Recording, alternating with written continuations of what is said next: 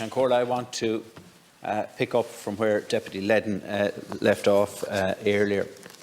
Last December, Dáil Éireann unanimously passed a motion here, which among other things called for the Government to design a strategy in conjunction with the European Commission to fund and construct an Atlantic electricity interconnector that would connect West Coast and South West Coast renewable electricity directly into the mainland European grid. This would provide huge quantities of clean, green electricity to the European Union, create tens of thousands of jobs right along the western seaboard in the next decade, bringing about balanced regional development in this country, something that has been talked about for a long time. And here is the opportunity to actually implement that, as well as significantly reducing the cost of electricity for Irish homes, making it the cheapest electricity in Europe. But to do that, we need to establish an offshore renewable development authority to actually drive the type of change and the strategic thinking that is actually needed in this country to make this opportunity a reality. In tandem with that, the Government needs to engage directly at EU Council level, pushing for the need to develop this Atlantic interconnector right into the European grid, bringing Irish-generated clean electricity right into the heart of Europe. Now, I know that we will be pushing an open door with the European Commission in relation to this, with our European colleagues in relation to it, but the initiative must come from the Irish Government. And the reason that I'm focusing on this particular issue is that I've had personal experience in dealing with the Celtic interconnector and how imperative it was for Ireland to take a leadership role in relation to that. Bring our French colleagues along that road with us, and a tremendous amount of work had to be done to bring our French colleagues along the road with us. But we did that, and we got the support of the European Commission in relation to it. And we need to take a similar approach today if we are going to bring about this as a reality.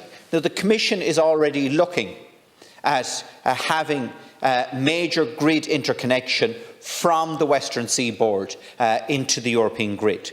But we need to see this prioritised, because if we get a decision, a positive decision from the Commission in relation to this, and if we put a strategic authority to drive this project here in Ireland and the development of our offshore renewable energy, then we can be to the fore, not just in Europe, but globally in offshore wind technology.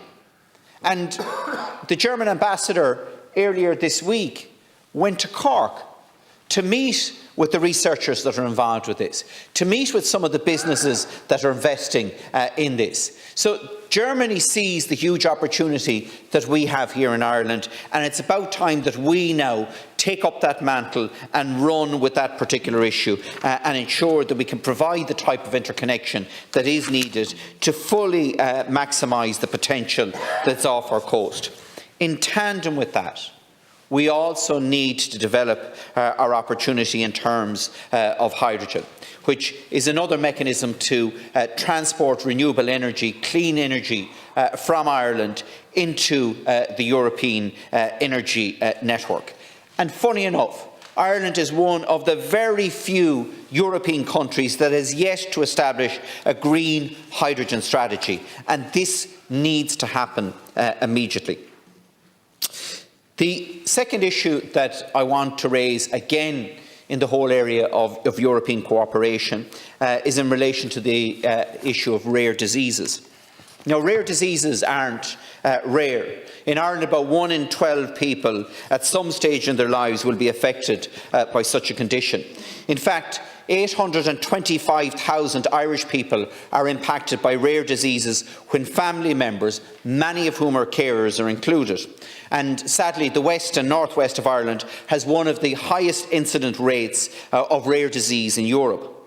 And while most rare diseases appear early in life, about 30% of children will die before their 5th birthday. Many of these diseases are not diagnosed until adulthood. And there is nothing worse than being unwell and not being believed, even though you know something is fundamentally wrong, except, of course, that is if it's your child that's unwell, and when you're being dismissed by the medics as just another over-anxious parent. So accurate diagnosis is often made late into the disease.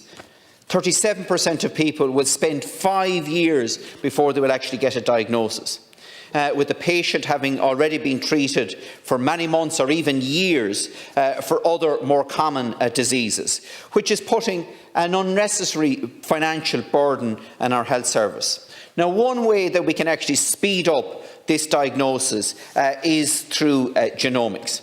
And there is an EU-wide initiative, the Beyond 1 Million Genomes initiative, where we have 22 European countries, along with Norway and the UK, looking to sequence at least 1 million genomes over the next period of time, and to share that data securely right across Europe.